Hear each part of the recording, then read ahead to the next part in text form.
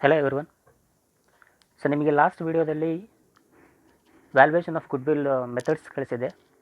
There are 6 types of methods to valuate goodwill, that is particularly inherent goodwill. So ನಾವು inherent goodwill calculate ಮಾಡ್ತಾ ಇರೋದಿಲ್ಲಿ, ಅಂದರೆ ನಾನ್ purchased goodwill calculation ಮಾಡೋದಕ್ಕೆ 6 methods video upload ಮಾಡಿದ್ದೆ ನಾನು ಅದರಲ್ಲಿ. ಸೊ ಆ ಮೆಥಡಲ್ಲಿ ಪ್ರತಿಯೊಂದು ಮೆಥಡಲ್ಲೂ ಸ್ಟೆಪ್ಸ್ ಇದ್ದಾವೆ. ಆ ಕೆಲವು ಸ್ಟೆಪ್ಸಿಗೆ ಪ್ರತಿಯೊಂದರಲ್ಲೂ ಫಾರ್ಮುಲಾ ಬರ್ಸ್ಕೊತಾ ಹೋಗಿದ್ದೀನಿ. ಬಟ್ ಒಂದರಲ್ಲಿ ಮಾತ್ರ ಫಾರ್ಮುಲಾ ಬರ್ಸಿದ್ದಿಲ್ಲ. ಯಾವುದು ಅದು ಅಡ್ಜಸ್ಟೆಡ್ ಪ್ರಾಫಿಟ್ ಕ್ಯಾಲ್ಕುಲೇಷನ್ ಮಾಡಬೇಕಾದ್ರೆ ಅದಕ್ಕೆ ಫಾರ್ಮುಲಾ ಬರ್ಸಿದ್ದಿಲ್ಲ ನಾನು. ಸೊ ಅದಕ್ಕೆ ಸಪ್ರೇಟಾಗಿ ಫಾರ್ಮುಲಾ ಇಲ್ಲ, ಬಟ್ ಅದಕ್ಕೆ ಕೆಲವು ಸ್ಟೆಪ್ಸ್ ಇದ್ದಾವೆ. ಅಡ್ಜಸ್ಟೆಡ್ ಪ್ರಾಫಿಟ್ ಕ್ಯಾಲ್ಕುಲೇಷನ್ ಮಾಡಬೇಕಾದ್ರೆ ಕೆಲವು ಸ್ಟೆಪ್ಸ್ ಇದ್ದಾವೆ. ಸೊ ಆ ಸ್ಟೆಪ್ಸ್ನ ನನಗೆ ಈ ವಿಡಿಯೋದಲ್ಲಿ ಅಪ್ಲೋಡ್ ಮಾಡ್ತಾ ಇದ್ದೀನಿ. ಸೊ ಅದನ್ನು ನೀವು ಇನ್ ಕೇಸ್ ಏನಾದರೂ ಪ್ರೀವಿಯಸ್ ವೀಡಿಯೋಸ್ ನೋಡಿಲ್ಲ ಅಂತಂತಂದರೆ ಪ್ರೀವಿಯಸ್ ವೀಡಿಯೋ ನೋಡಿದ ಮೇಲೇ ಇದನ್ನು ನೋಡಿ, ಇಲ್ಲಾಂದರೆ ಅರ್ಥ ಆಗೋಲ್ಲ. ಅರ್ಥ ಆಯಿತಾ? ಸೊ ಅದರಲ್ಲಿ ಟೋಟಲಾಗಿ 6 ಮೆಥಡ್ಸ್ ಇದು ವ್ಯಾಲ್ಯೂಯೇಷನ್ ಆಫ್ ಗುಡ್ವಿಲಲ್ಲಿ. ಫಸ್ಟ್ ಒಂದು ಸಿಂಪಲ್ ಆವರೇಜ್ ಮೆಥಡ್, ಸೆಕೆಂಡ್ ಬಂದು ವೆಟೆಡ್ ಆವರೇಜ್ ಮೆಥಡ್, ಆ್ಯಂಡ್ ಮೂರನೇದು capitalisation of average profit method, the fourth one super profit method, fifth one annuity method, and sixth one is capitalisation of super profit method. So ಈ 6 ಮೆಥಡಲ್ಲಿ ಪ್ರತಿಯೊಂದು ಮೆಥಡಲ್ಲೂ steps ಇದ್ದಾವೆ, ಪ್ರತಿಯೊಂದು ಸ್ಟೆಪ್ಸ್ಗೂ formulas ಇದ್ದಾವೆ. ಆದರೆ ಈ ಒಂದು ಮಾತ್ರ ಫಾರ್ಮುಲಾ ಬರೆಸಿದ್ದಿಲ್ಲ, ಯಾವುದಕ್ಕೆ? ಅಡ್ಜಸ್ಟೆಡ್ ಪ್ರಾಫಿಟ್ಗೆ. ಸೊ ಇದನ್ನು ಯಾವ ಥರ ಕ್ಯಾಲ್ಕುಲೇಟ್ ಮಾಡ್ತೀರಾ? ಫಸ್ಟ್ ನೆಟ್ ಪ್ರಾಫಿಟ್ ತೊಗೊಳ್ಳಿ. ಕ್ವೆಶನಲ್ಲೇ ಕೊಟ್ಟಿರೋದು ನೆಟ್ ಪ್ರಾಫಿಟ್ ಅಂದರೆ ಇದು ಓನ್ಲಿ 1 ಇಯರ್ ಪ್ರಾಫಿಟ್ಟು. ಸೊ ಈ ಥರ 3 to 4 ಇಯರ್ಸ್ ಕೊಟ್ಟಿರ್ತೇನೆ ಅಥವಾ 4 to 5 ಇಯರ್ಸ್ ಕೊಟ್ಟಿರ್ತೇನೆ. Each and every year net ಪ್ರಾಫಿಟ್ಟಲ್ಲಿ ಏನು ಮೈನಸ್ ಮಾಡ್ಕೋಬೇಕು ಅಥವಾ ಏನು ಆ್ಯಡಿಷನ್ಸ್ ಮಾಡ್ಕೋಬೇಕು ಅಂತೇಳಿ ಎಂಟ್ರೀಸ್ ನೋಡ್ಕೊಳ್ಳಿ ಇದರಲ್ಲಿ. ಸೊ ಏನೇನು ಆ್ಯಡ್ ಮಾಡ್ಕೋಬೋದು ಇದರಲ್ಲಿ? ಆಪರೇಟಿಂಗ್ ಇನ್ಕಮ್ ಆ್ಯಡ್ ಮಾಡ್ಕೋಬೇಕು.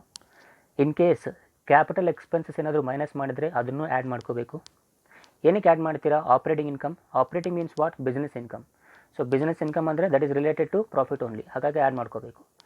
Then capital expenses in case ಏನಾದರೂ ಮೈನಸ್ ಮಾಡಿದರೆ ಅದನ್ನು ಇಲ್ಲಿ ಮತ್ತೆ ಆ್ಯಡ್ ಮಾಡ್ಕೋಬೇಕು. ಯಾಕಂದರೆ capital expenses are not related to business, ಹೌದಲ್ವಾ? ಸೊ ಕ್ಯಾಪಿಟಲ್ ಎಕ್ಸ್ಪೆನ್ಸ್ ಅಂದರೆ ಏನು? ಲೈಕ್ ಪರ್ಚೇಸ್ ಆಫ್ ಮಷಿನರಿ, ಇದು ಕ್ಯಾಪಿಟಲ್ ಎಕ್ಸ್ಪೆಂಡಿಚರ್ ಆಗುತ್ತೆ, ಹೌದಲ್ವಾ? ಸೊ ಹಾಗಾಗಿ ಆ ಥರ ಏನಾದರೂ ಮೈನಸ್ ಮಾಡ್ಕೊಂಡಿದ್ರೆ ಅದನ್ನು ಕೂಡ ಇಲ್ಲಿ ಆ್ಯಡ್ ಮಾಡ್ಕೋಬೇಕು, capital expenses. And then abnormal loss. Abnormal loss ಅಂದರೆ ಅರ್ಥ ಏನು? It is not related to business. ಅಂದರೆ ವಿತ್ ದಿ ಇಂಟೆನ್ಷನ್ ಆಫ್ ಅಥವಾ ಬಿಸ್ನೆಸ್ ಟೈಮ್ನಲ್ಲಿ ಇಲ್ಲ ಪ್ರೊಡಕ್ಷನ್ ಮಾಡಬೇಕಾದಾಗ ಏನಾದರೂ ಲಾಸ್ ಆಗಿತ್ತು ಅಂದರೆ ಅದನ್ನು ನಾರ್ಮಲ್ ಲಾಸ್ ಅಂತ ಕರೀತಾರೆ. ಅಬ್ನಾರ್ಮಲ್ ಲಾಸ್ ಅಂದರೆ ಅರ್ಥ ಏನು? Loss due to theft, loss due to fire accident, ಈ ಥರ ಏನಾದರೂ ಇತ್ತು ಅಂದರೆ ಆ ಅಬ್ನಾರ್ಮಲ್ ಲಾಸ್ನ ಮೈನಸ್ ಮಾಡಿದರೆ ನಾವು ಅದನ್ನು ಮತ್ತೆ ಇಲ್ಲಿ ಆ್ಯಡ್ ಮಾಡ್ಕೋಬೇಕು. ಅರ್ಥ ಆಯಿತಾ? That is not related to business. But normal loss ಇದ್ದರೆ ಅದನ್ನು ಮೈನಸ್ ಮಾಡ್ಕೋಬೇಕು. ಸೊ ನಾರ್ಮಲ್ ಲಾಸ್ ಅಂದರೆ ಯಾವುದು? ನಾನೀಗ ತಾನೇ ಹೇಳಿದೆ, ಮ್ಯಾನುಫ್ಯಾಕ್ಚರ್ ಮಾಡಬೇಕಾದಾಗ ಏನಾದರೂ ಲಾಸ್ ಆಯಿತು ಅಂದರೆ ಲೈಕ್ ವೇಸ್ಟೇಜ್ ಆಯಿತು ಅಂದರೆ ಅದು ನಾರ್ಮಲ್ ಲಾಸ್ ಆಗುತ್ತೆ. ಸೊ ಅದನ್ನು ಮೈನಸ್ ಮಾಡ್ಕೋಬೇಕು. But abnormal loss should be added. Then operating profit, same operating ಅಂದರೆ ಬಿಸ್ನೆಸ್ ಪ್ರಾಫಿಟ್ ಆ್ಯಡ್ ಮಾಡ್ಕೋತೀವಿ. Under valuation of stock. So ಇಲ್ಲಿ ಅಂಡರ್ ವ್ಯಾಲ್ಯೂಯೇಷನ್ ಆಫ್ ಸ್ಟಾಕ್ ಅಂದರೆ either it is opening stock or closing stock, ಯಾವುದಾದ್ರೂ ಆಗ್ಬೋದು. ಅರ್ಥ ಆಯಿತಾ? Under valuation of closing stock ಅಥವಾ opening stock. So in case stock value ಏನಾದರೂ under valued ತೋರಿಸಿದರೆ ಅದನ್ನು ಎಷ್ಟು ಅಂಡರ್ ವ್ಯಾಲ್ಯೂಯೇಷನ್ ತೋರಿಸಿದ್ದೀವಿ ಅದನ್ನು ಇಲ್ಲಿ ಆ್ಯಡ್ ಮಾಡ್ಕೋಬೇಕು. So these are the entries that should be added in net profit. Next less ಮಾಡಬೇಕಾಗಿರೋ entries ಯಾವುದು?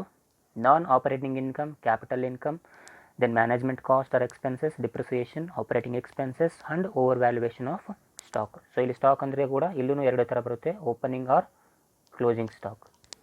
ಸೊ ನಾನ್ ಆಪರೇಟಿಂಗ್ ಇನ್ಕಮ್ ಅಂದರೆ ಯಾವುದು? Non business income. So non business ಇನ್ಕಮ್ನ ಇಲ್ಲಿ ಲೆಸ್ ಮಾಡ್ಕೋಬೇಕು.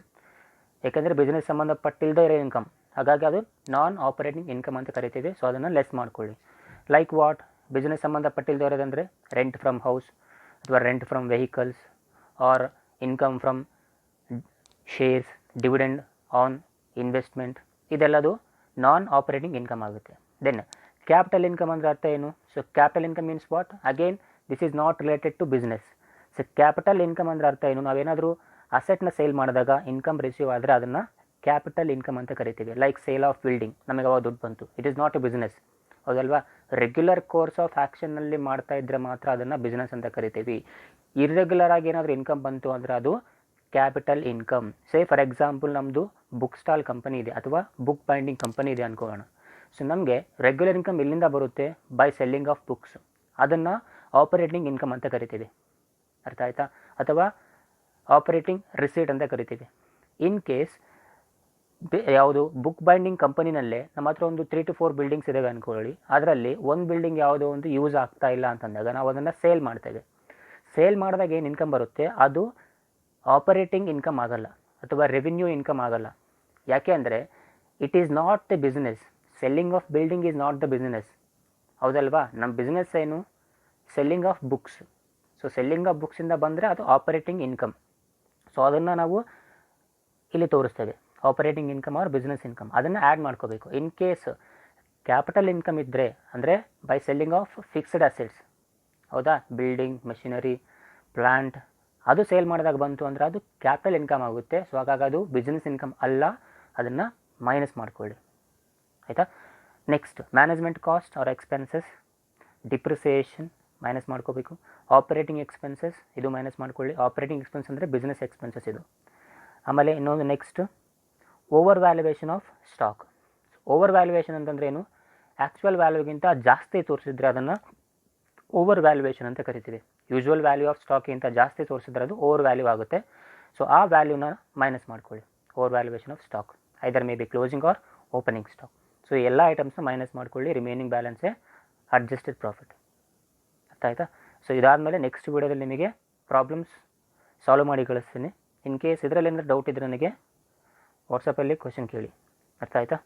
Thank you.